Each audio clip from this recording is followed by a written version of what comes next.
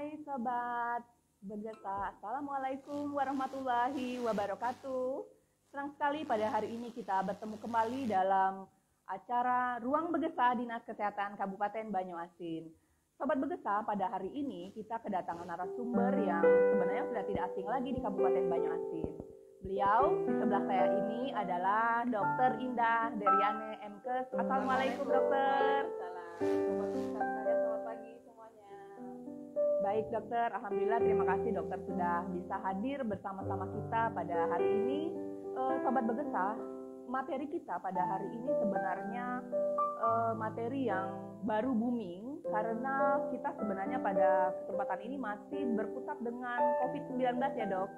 Jadi COVID kita belum selesai, sekarang kita sudah kedatangan tamu lagi, penyakit yang sebenarnya sudah sudah dari dulu ada, tetapi ini ada misteriusnya ya dok. Nah, jadi Sobat Begesa, pada hari ini kita akan tahu lebih jauh dari Dokter Indah, apa sih sebenarnya penyakit hepatitis yang akut dan penyebabnya sampai sekarang belum diketahui ya dokter ya. Oke. Baik Sobat Begesa, nanti juga kami persilakan kalau ada pertanyaan-pertanyaan seputar materi kita, silakan nanti tuliskan di kolom komentar ya. Oke. Baik Dokter Indah, untuk awalnya nih informasi awal kepada Sobat Begesa. Apa sih dok sebenarnya penyakit hepatitis itu? Iya, karena yang kita tahu nih sebagai masyarakat awam, kayaknya penyakitnya yang kita tahu gejalanya ada kuningnya gitu dok. Nah, gimana dok ini penyebab apa sih hepatitis itu sebenarnya seperti apa? Benar, kalau di masyarakat mungkin hepatitis itu lebih dikenal dengan penyakit kuning. Iya dok ya. Jadi sebelum kita bahas hepatitis yang barangkali sampai sekarang masih misterius karena penyebabnya belum diketahui, kita mungkin perlu mengenal kembali lah ya apa itu hepatitis. Jadi hepatitis ini adalah penyakit peradangan pada hati. Kalau sebelumnya masyarakat sudah kenal, iya. Hanya saja sekarang kembali diruak gitu ya kasusnya karena agak menghebohkan, iya. gitu ya. Kita belum selesai dengan COVID dan muncul penyakit yang baru. Jadi kalau kita lihat hepatitis yang sebelumnya kita kenal, ada yang namanya hepatitis yang disebabkan oleh virus, misalnya hepatitis A, B, C, D dan E, ya. Kelima-lima ini virus ya dok? Virus Iya. penyebabnya Iya. Kemudian ada juga hepatitis yang disebabkan karena faktor kebiasaan ya, mengkonsumsi alkohol. Oh, Ada seperti juga itu. Iya. Kemudian ada juga hepatitis karena faktor obat-obat tertentu. Ada juga hepatitis karena penyakit autoimun dan juga hepatitis yang disebabkan karena peradangan hepatitis. Oh iya. Nah, ini sebenarnya penyakit hepatitis yang ini sudah ada di masyarakat. Iya. Hanya saja sekarang yang mungkin agak menghebohkan gitu ya, ada penyakit hepatitis yang sampai dengan saat ini penyebabnya belum diketahui. Oke. Jadi penyebabnya belum diketahui dan tidak termasuk di dalam penyakit hepatitis yang disebabkan oleh virus A, B, C dan Iya. E tadi. Ya. Nah ini kasusnya bermula mungkin di Inggris. Oh, ditemukan awal kemarin ya dok? Kejadiannya kasusnya terjadi pada usia anak 1 bulan sampai 16 tahun. Sampai 16 tahun. Ya. Kurang dari 16 tahun. Kasus yang terbanyak di Inggris itu malah di usia di bawah 5 tahun. Kalau di Indonesia sendiri kemarin dari Kementerian Kesehatan baru terekspos ada 3 kasus ya dok? Ya, sesuai dengan surat waspadaan yang kita dapatkan juga disebutkan ada 3 kasus probable hepatitis akut yang belum diketahui penyebabnya ini di RSCM. Iya. Itu sudah terlaporkan, hanya saja memang perlu ini ya, karena secara dunia mungkin belum tercatat. Di dunia itu yang tercatat meninggal baru 1. Kemudian memang ada 17 kasus, hampir 90%-nya yang sampai memerlukan transplantasi hati. Jadi memang penyakit hepatitisnya akut dan berat, tapi sampai sekarang belum diketahui penyebabnya. Walaupun beberapa hasil pemeriksaan itu bisa mendata penyebabnya itu sebagai virus juga, gitu ya, tapi sampai sekarang itu masih terus dilakukan. Oke, baik Juga dok. masih misterius tadi ya. Masih masih misterius ya dok, tidak diketahui penyebabnya. Oke. Terus dok, tadi kan kita sudah dari awal kita sudah tahu ini gejalanya yang nyata terlihat itu adalah penampakan kuning ya dok, dari mata, kulit, kemudian ada yang air seninya kuning kecoklatan. Itu apakah merupakan gejala awal atau gimana dok? Gejala yang spesifik sendiri bagaimana untuk penyakit hepatitis ini? Kalau kita lihat gejala penyakit yang sekarang muncul Iya. ya, memang mirip gejala penyakit hepatitis pada umumnya. Jadi dia ada gejala awal yang muncul. Gejala awal yang muncul ini yang mungkin patut kita waspadai, gejala-gejala saluran pencernaan. Oh iya iya iya. Ada mual, muntah, sakit perut yang akut, gitu ya. Ada diare dan juga demam yang ringan. Nah tadi kalau sudah ke kuning, Iya. misalnya kuning pada mata, kuning pada kulit, nah itu sudah termasuk dalam gejala lanjut. Ya. Oh Disertai begitu. dengan mungkin kalau buang air kecil warnanya kecoklatan. Iya dok, gitu ya. kecoklatan. Kayak warna teh yang pekat. Teh gitu ya. pekat. Kemudian kalau buang air besar mungkin kuning pucat gitu ya. Nah itu sudah termasuk gejala lanjut. Gejala lanjut yang lain disertai dengan kejang, kemudian penurunan kesadaran. Nah ini kalau sudah gejala lanjut seperti ini memang harus segera mungkin ya kita dokter bawa ya. untuk mendapatkan penanganan. Oke baik dok. Jadi mungkin kenapa heboh? Memang karena pertanggal 15 April itu statusnya sudah ditetapkan KLB. Oh seperti itu ya ya ya. Itu menghebohkan buat kita. Betul dok. Jadi kita harus waspada ini dokter ya di Ya, seluruh tetap Indonesia harus termasuk Kabupaten mungkin Banyuasin. Waspada, jangan panik. Oke ya. betul dok. Baik dok, selanjutnya kalau misalnya tadi dokter mengatakan bahwa memang gejala-gejalanya itu sebenarnya ada diare, ada mual, muntah, kemudian demam, tapi demamnya tidak terlalu tinggi ya dok. Nah gimana sih dok supaya masyarakat ini tahu untuk membuktikan bahwa oh ini hepatitis loh? Apakah ada pemeriksaan khusus atau gimana dok? Jadi kalau kita kembalikan ke penapisan ya, ini juga mungkin buat teman-teman di Vaskes gitu ya, kalau Iya. ketemu kasus-kasus seperti ini, teman-teman di Puskesmas. Jadi penapisan awal memang untuk hepatitis yang belum diketahui penyebabnya ini, lihat usianya dulu.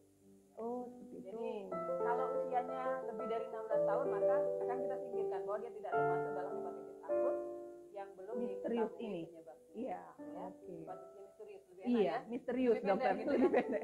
Hepatitis akut yang belum diketahui Misterius. penyebabnya panjang sekali. Nah, jadi itu dulu yang harus kita singkirkan. Jadi kalau misalnya kita ketemu nih, kalau sudah datang ke Vaskes dengan gejala kuning, maka tentunya harus dilakukan tata laksana lebih lanjut. Iya. gitu ya. Iya.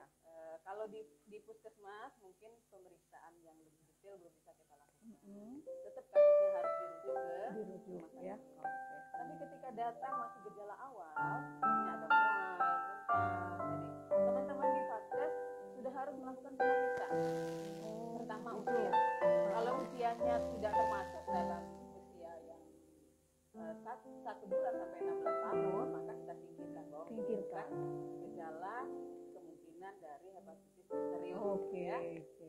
Jadi kalau misalnya termasuk usianya di usia 1 sampai 1 bulan sampai 16 tahun, maka kita lihat gejalanya setelah itu. Kalau dia punya gejala awal tadi mual, muntah dan sebagainya, bahkan ada gejala kuning sudah, maka kita lanjutkan dengan pemeriksaan lebih lanjut, pemeriksaan fungsi hati ya. Oh, tes Tapi fungsi hati. tidak mungkin bisa dilakukan di puskesmas, Iya, iya. harus tetap dirujuk ke rumah sakit. Oke, seperti itu. Oke. Terus gimana sih dok kalau untuk mencegah nih kita takut ketularan nih, Iya. terutama kita yang memiliki anak-anak di bawah usia 17 tahun kata dokter tadi, supaya tidak ketularan gimana sih dok? Sebenarnya cara penularannya gimana penyakit hepatitis ini? Itulah misteriusnya sebenarnya. Seperti itu ya dok. Titik misteriusnya itu di situ ya. Jadi misteriusnya itu karena kita tidak tahu penyebabnya. Mm-mm. Ya. Hanya saja dari virus yang mungkin ditemukan pada saat dilakukan penyelidikan terhadap kasus, ada 2 yang saat ini berhasil karantina. Iya, iya. Virus adenovirus yang biasanya menyerang saluran pencernaan, Mm-mm. ya. Dan juga SARS-CoV-2, virus penyebab COVID. Oh. Ya. Jadi ini ditemukan pada saat pemeriksaan pada kasus-kasus yang sudah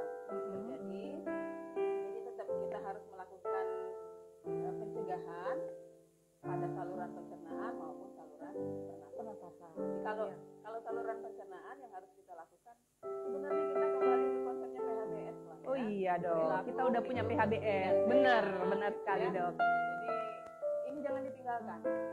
Untuk mengatasi penyakit apapun sebenarnya kita kembali ke PHBS. Iya, iya, iya. Cuci tangan pakai Pakai sabun, sabun. air mengalir. Nah itu luar biasa. Senjata ampuh itu dokter ya. Dan ini sudah terbiasa sebenarnya Benar. selama masa pandemi Iya. ya. Sudah terbiasa sehingga kita teruskan saja kebiasaan baik ini. Oke. Cuci tangan pakai sabun. Cuci tangan pakai Kemudian sabun. untuk pencegahan yang lain bagi saluran pencernaan, tentunya kita harus mengkonsumsi makanan yang bersih dan mengotak. Dimasak dengan sempurna ya dok ya. Dimasak dengan sempurna, jangan setengah matang gitu ya. Iya, Karena iya, iya. nanti ini juga akan menjadi kalau misalnya ada rumah atau cacing barangkali yang masih ada di dalam makanan yang kita makan, ya. Kemudian menghindari yang sakit. Oh begitu. Dan kalau sudah tahu ada yang sakit ini, kemungkinan terburuknya gitu ya, Iya. penyebabnya adalah virus, bahkan penyakit yang misterius ini lebih baik kita hindari, ya. Kemudian kita juga bisa melakukan pencegahan saluran pernapasan dengan tetap menerapkan 3M. 3M. Memakai masker, ya. Kemudian menghindari kerumunan dan juga mengurangi mobilitas. Jadi itu karena memang penyebab pastinya belum diketahui, beberapa hal tadi tentu tetap bermanfaat. Lakukan perilaku hidup bersih. Terus gimana ya dok ya kalau misalnya ada masyarakat kita yang anaknya memiliki gejala seperti yang dokter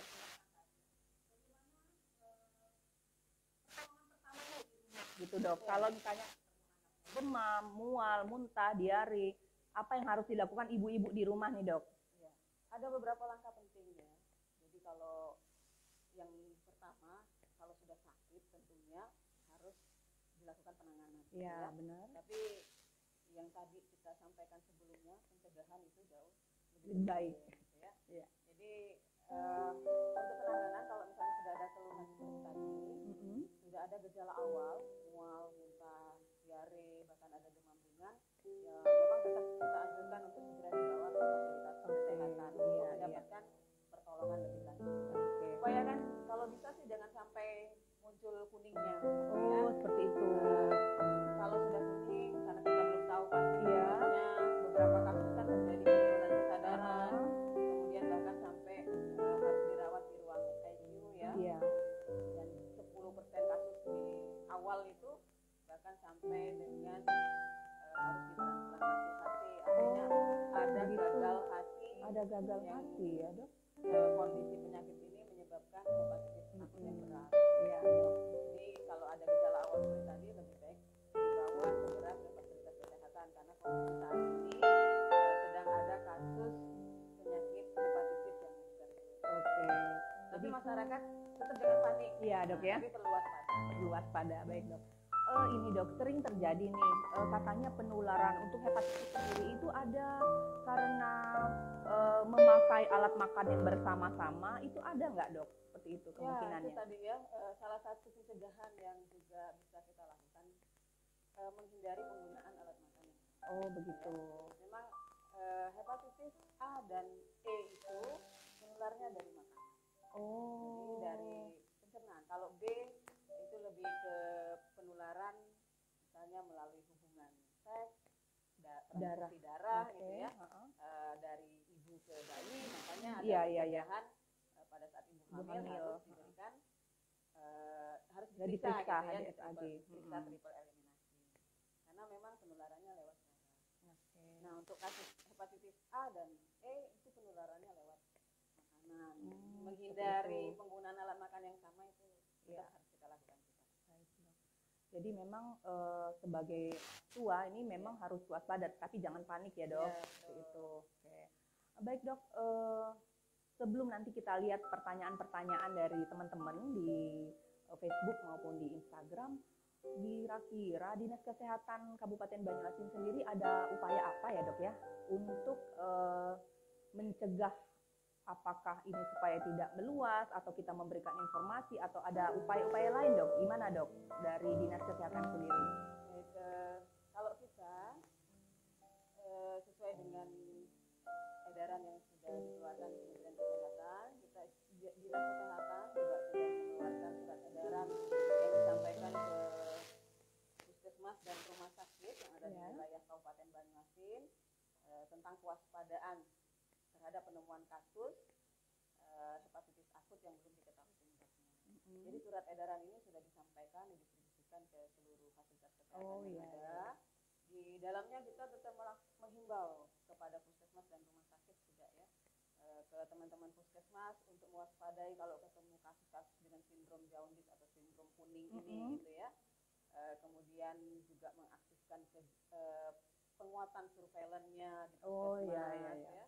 Kemudian melakukan notifikasi kalau ketemu kasus. Jadi melaporkanlah sesuai dengan alur yang sudah ada. Nah, itu sudah kita lakukan. Begitupun surat edaran ini disampaikan ke rumah sakit. Ini sebagai bentuk upaya agar kita tetap waspada ya, waspada dan bentuk deteksi dini terhadap respon penyakit yang ada di lingkungan kita. Baik dok. Ini kemudian ya dokter, kalau di dinas kesehatan sendiri sebenarnya kita sudah ada upaya ya yang sudah sejak dulu dilaksanakan, misalnya ada imunisasi untuk bayi, kemudian penapisan ibu hamil tadi ya dokter ya. Apakah ini ada hubungannya dok dengan pencegahan penyakit hepatitis misterius ini dok? Gimana dok? Kalau imunisasi yang sudah dilakukan pada bayi hepatitis B0 ya. Begitu bayi baru lahir langsung diberikan gitu ya, lebih ke untuk pencegahan terhadap hepatitis B ya. Kalau misalnya ini kan belum diketahui penyebabnya, masih misterius tadi, jadi penyebab belum tahu, tentunya pencegahan spesifiknya juga pasti belum ketemu ya. Tapi ya tetap untuk pencegahan terhadap hepatitis yang terkait itu penting juga gitu ya, pada bayi dan pada ibu hamil. Ya, jadi tetap imunisasi yang selama ini sudah dilaksanakan juga harus dilakukan, tetap dilakukan. Walaupun memang hepatitis yang misterius ini belum diketahui sampai sekarang penyebabnya. Oke, baik. Sekarang yang paling utama nih dok, untuk ibu-ibu nih, untuk ibu-ibu di Kabupaten Banyuasin khususnya, untuk masyarakat kita, apa pesan-pesan yang ingin dokter sampaikan sehingga mereka tetap bisa memantau tumbuh kembang, bisa tahu segera apakah anaknya terkena penyakit ini atau tidak, gimana dok? Kalau misalnya ketemu gejala gitu ya, tetap ibu-ibu sekalian, sobat bergesah yang ada di Banyuasin, sebagai bentuk kepedulian dan kecintaan kita lah, karena penyakit ini lebih menyasar ke anak-anak ya. Iya dok. Kita harus tetap waspada, tapi tadi yang perlu diingat jangan panik, waspada kalau ketemu yang anak-anaknya sekalian itu ya memiliki gejala awal seperti yang disebutkan tadi, ya untuk segera dibawa ke puskesmas atau fasilitas kesehatan terdekat gitu ya. Kalau misalnya gejala sudah berat sampai penurunan kesadaran, harus segera dibawa ke rumah sakit ya. Tapi tetap jangan panik, kita waspada tapi jangan panik gitu ya. Kemudian tentunya gitu ya, sebagai bentuk kecintaan juga terhadap anak-anak kita sekalian, karena mereka ini adalah generasi penerus depan, iya gitu benar ya. dok. Calon pemimpin bangsa harus menjadi generasi yang sehat, cerdas gitu kan. Kita sudah punya program kesehatan yang luar biasa gitu ya.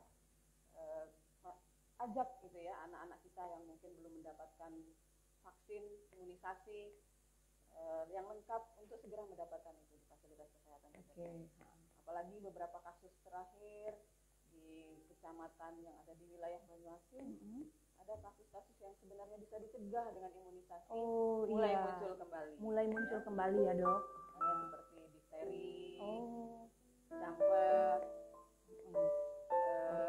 Nah ini mulai muncul kembali ya, dan ini harus dicegah dengan imunisasi dan bisa dicegah dengan imunisasi. Jadi ibu-ibu jangan ragu-ragu ya dokter ya. Bawa anaknya untuk ke fasilitas kesehatan, ke posyandu, ke puskesmas, bisa untuk mendapatkan pelayanan. Baik dok, seperti sepertinya ada pertanyaan nih dari teman kita, dari Ibu Elistianti. Pertanyaannya, bagaimana pertolongan pertama kalau anak-anak kita timbul salah satu gejala yang tadi sudah kita sebutkan tadi? Ya, gitu pertanyaannya. Gimana, Dok?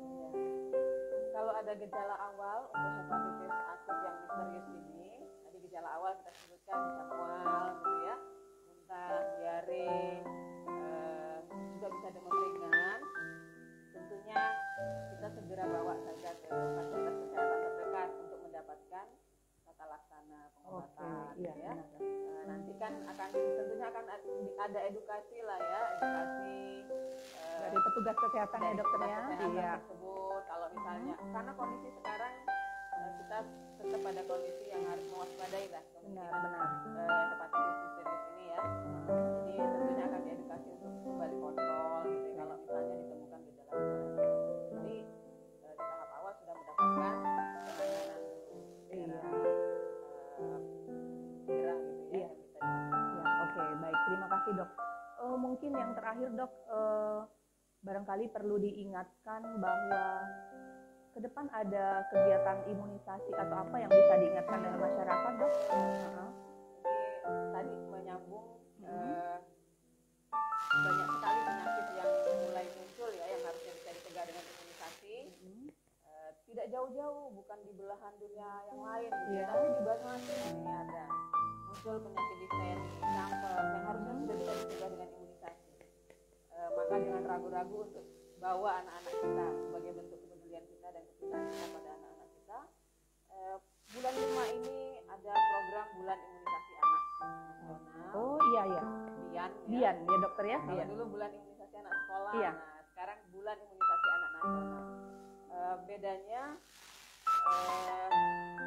kalau sebelumnya mungkin imunisasi tertentu ya, misalnya ini ada tambahan imunisasi besar.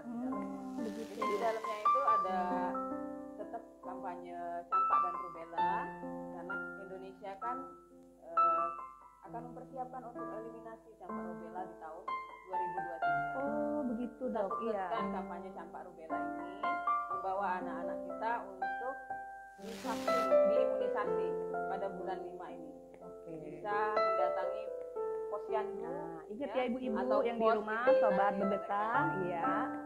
Jadi bisa mendapatkan imunisasi campak dan rubella, dan juga imunisasi yang mungkin anak-anaknya belum lengkap selama ini. Oh, Misalnya begitu. kalau belum dapat DPT gitu ya, DPT keberapa atau polio, nah itu bisa ditambahkan pada saat pelayanan bulan imunisasi anak nasional. Oke. Di bulan 5 ini. Jangan ragu-ragu untuk dibawa. Iya, makasih, Dok. Sobat Bebeta.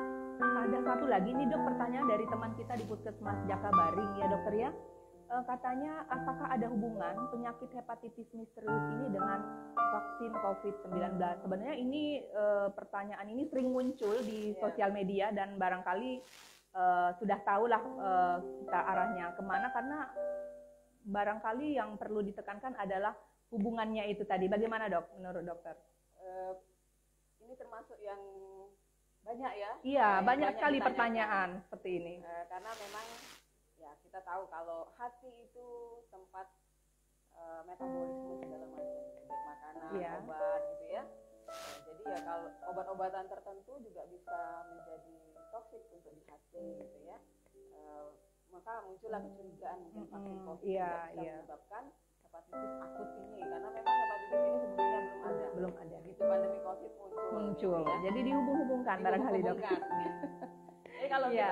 kita lihat apa ya, kejadian di Inggris itu yang hampir 75% kasus penderita hepatitis misterius ini itu terjadi pada anak usia di bawah 5 tahun. Oh. 5 tahun kita tahu belum dapat vaksin. Belum dapat kan? vaksin, betul. Jadi tentunya rumor yang beredar ini bisa kita tepis gitu Iya, ya, benar sekali, Dok. tidak mungkin vaksin COVID menyebabkan hepatitis akut ini, karena banyak kasusnya yang terjadi pada anak-anak yang bahkan Belum divaksin sama sekali. Baik, dokter, terima kasih atas jawabannya. Tadi juga sudah menyampaikan pesan untuk masyarakat kita ya, Dok, yang pada intinya masyarakat jangan panik, tetapi tetap waspada. Waspadanya dengan apa? Dengan menjaga kesehatan ya dokter ya, terutama anak-anak kita. Kita sudah punya panduan PHBS seperti tadi yang sudah dokter sampaikan. Oke, teman-teman sobat Begesah, kami dari Dinas Kesehatan juga ingin menyampaikan nih bahwa Dinas Kesehatan sangat mendukung ya IRTP yang ada di wilayah Kabupaten Banyuasin. Nah, pada hari ini kita membawakan ada tepung pisang. Nah, tepung pisang produksi dari Kecamatan Sembawa. Tepung pisang ini dibuat dari pisang kepok ya. Tentu saja ini sangat sehat dan bisa dipakai untuk membuat cemilan, membuat makanan yang bisa dikonsumsi oleh seluruh keluarga. Jadi buat teman-teman sobat Begesah yang punya IRTP, boleh deh dibawa ke Dinas Kesehatan, nanti kita bantu nih promosinya, asal sehat ya. Oke. Baik sobat Begesah, barangkali Dokter Indah sudah cukup ya perbincangan kita pada hari ini. Kami ucapkan terima kasih dokter atas informasi yang sangat berguna bagi masyarakat ini. Juga buat sobat-sobat Begesah yang lain, jangan lupa berikutnya kita akan hadir kembali dengan topik yang lebih menarik daripada hari ini tentunya. Jangan lupa ikuti terus IG dan Facebook kita. Oke? Baik, terima kasih teman-teman sobat Begesah semuanya. Terima kasih dokter.